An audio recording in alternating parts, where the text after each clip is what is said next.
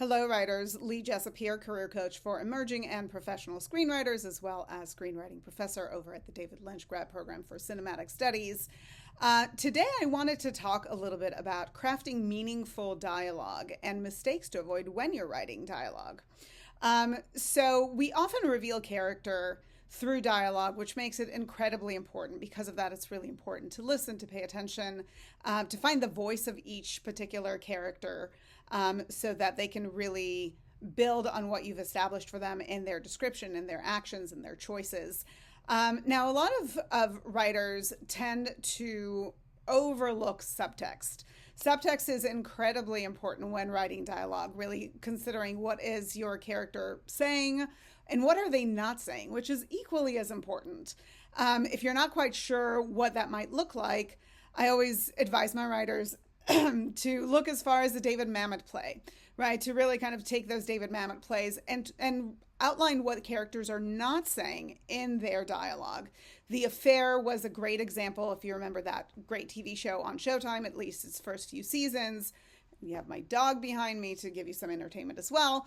The Affair was a great example of how to really pepper in subtext, what the characters are not saying. So we really do have to think about it when we are building dialogue, when we're building character dialogue.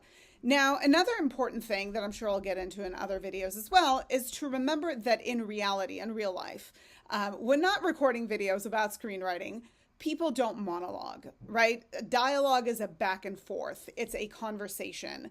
And so it's really important to remember that you don't want your character, unless they're in court or recording a video, to give big, long speeches, because that doesn't ring true and often feels laborious.